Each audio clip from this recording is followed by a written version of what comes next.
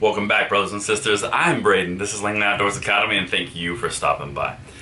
Alright guys, I've got some bad news on the gun front. Not nationally, just in the far left bastion of California, but San Jose just passed even more insane restrictive gun laws in a San Jose City Council meeting that occurred last night. Now, everything is linked in the description box below, including 3 different videos that I did previously on this topic, and we've been kind of chronologically basically marking what's been going on in San Jose, and now it's getting to a fever pitch, and they're still going. So, crazy stuff. We're going to talk about everything right here. Articles in the description box below. But one thing I want to say before we get to that, the extreme gun control that we're seeing across the nation is only happening in the far left bastions. Keep that in mind.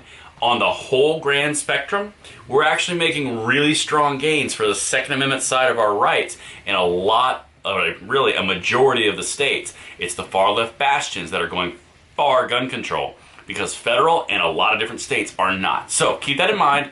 It's a battle, but far left, man, you guys get what you vote for. But check this out coming out of San Jose. Okay, so San Jose approves gun control plan requiring gun owners to carry liability insurance and pay an annual fee. Okay, that's what passed last night at the San Jose City Council unanimously. Now, before I get too deep into what actually occurred and what they said around the vote, here's what they were voting on.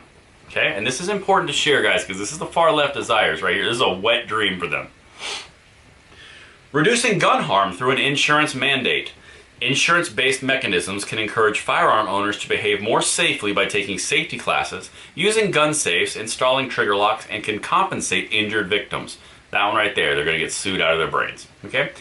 Insurers have long used risk-adjusted premiums to reward good driving and incentivize use of airbags and other safety features, reducing per-mile auto fatalities by 80% in 4 decades. Yeah.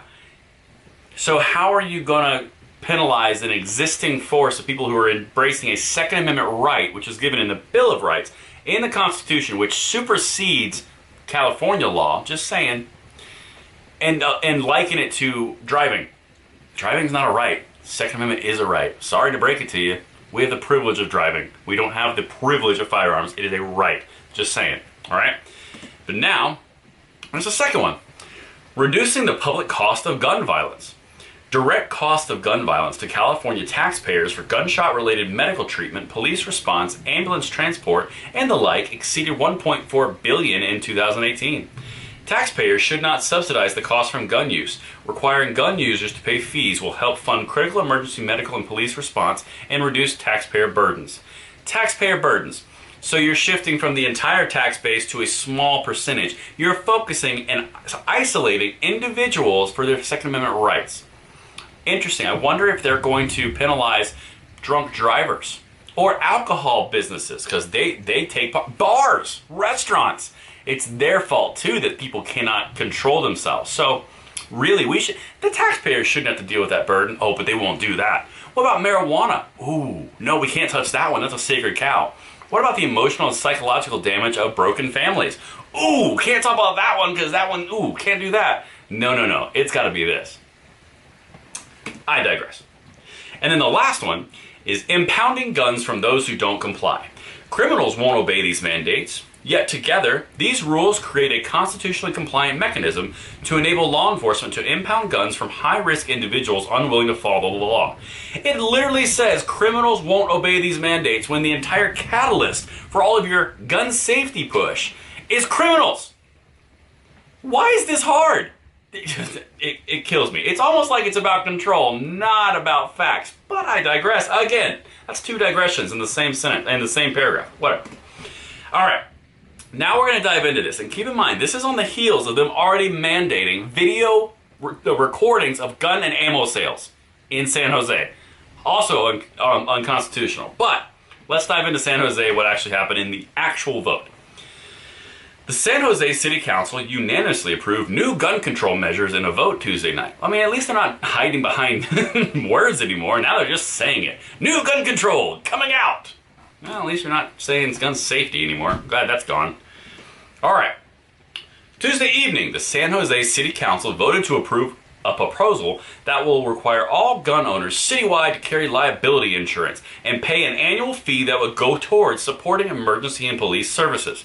Hey, little question.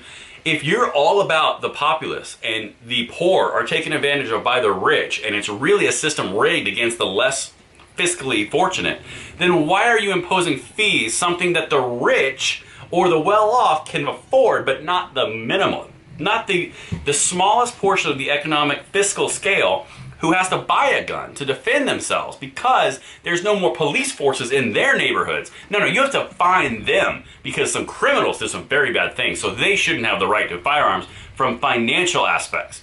This is equivalent to a poll tax. You want to embrace your Second Amendment right? Well, you got to pay for it.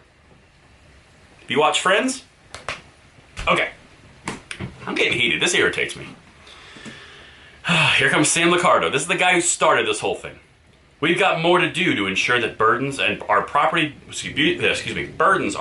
borne by those who choose to exercise their right to own a gun, and to ensure that fees and insurance requirements will incentivize safer gun ownership. This guy. The plan came up for consideration just weeks after San Jose became one of the few cities in the nation to require gun shops to record video and audio of all firearms transactions in an effort to prevent straw purchases. It's not going to stop straw purchases. All it's doing is it's creating de facto gun registration through video. These people really think we're stupid. All right, and the last part here, this is the actual hope. In Sacramento, the Firearms Policy Coalition, which advocates for gun rights, says it's already preparing to take legal action against the city. Mayor Licardo says city attorneys will be ready for any challenges. Well, good, because they're coming. I'm confident that we're on the right side of the Constitution, said Licardo. We've got a lot of smart attorneys that have been working with us and a lot of organizations, and will continue to push ahead. Gee, I wonder if those lawyers and organizations are well funded by the state of California and also the city of San Jose, who are going to tell them what they want to hear because those billable hours keep stacking up. They cannot be this stupid. Anyway, that's the point, guys. The far left is pushing in every area that they have control to insane levels. They are now pushing in San Jose for the right to own a firearm. You have to pay a tax for it. It's an annual fee. It's not a tax, just like they did with healthcare and under Obamacare. They do not care about the less fortunate. They care about their prerogative of getting rid of guns in California. And that's what we got tonight.